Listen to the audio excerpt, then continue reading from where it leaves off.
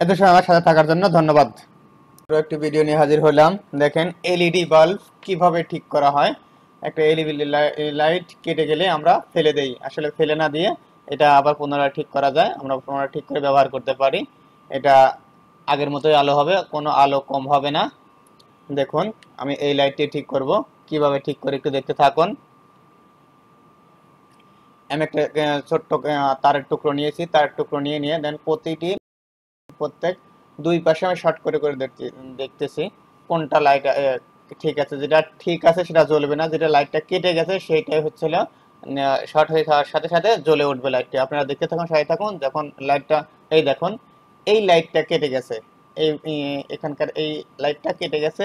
এইটা যদি আমি, এটা মূলত লাইট বাল্বের মধ্যে সিরিজ কানেকশন দেওয়া থাকে। যদি আমি এই বাল্বটা, এই লাইটটা ঠিক করতে যাই, তাহলে ওইটা আমি টেস্টের মাথা দিয়ে উঠিয়ে নেব।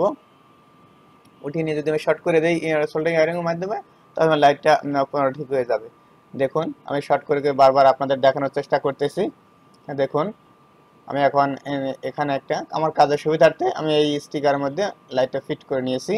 দেখুন আমি টেস্টার মাথা দিয়ে এই লাইটটা এটা উঠিয়ে নেব। টেস্টারের মাথা দিয়ে একটু ধাক্কা দিলে পরে এই বাল্বটা, সাইডের লাইটটা উঠে যাবে। উঠে গেলে ওখানে নিচে টিনের বার পাওয়া যাবে। সেই বারটা আমি বের করার জন্য স্টিকার টেস্টার দিয়ে তুলে নিচ্ছি। দেখুন এই দেখুন হালকা চাপ দিলাম, ওটা উঠে গেল। উঠে গেলে আমি জায়গাটা ভালো করে পরিষ্কার করে নিচ্ছি, যাতে আমার সোল্ডারিং আয়রন করা সুবিধা হয়। এই জন্য দেখতে থাকুন, সাথে থাকুন। আমি একটু রাং বের করে নিচ্ছি।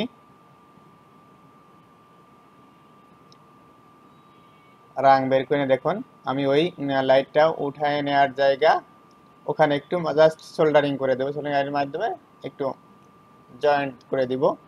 জয়েন করে দিলে আমি এখন সুইচ দিলে আমার লাইটটি জ্বলে উঠবে। দেখুন আমি সুইচ দিয়েছি, আমার লাইটটি জ্বলে উঠেছে। এভাবে আপনারা নিজেই ঘরে বসে আপনাদের লাইট ঠিক করে নিতে পারেন। এই লাইটের কোনো আলো কম হবে না, এমনকি আপনার লাইটটা নষ্ট হলো না, ফেলে দিতে হবে না। এটা আগের মতোই আলো দিবে, আগের মতোই আপনার লাস্টিং করবে।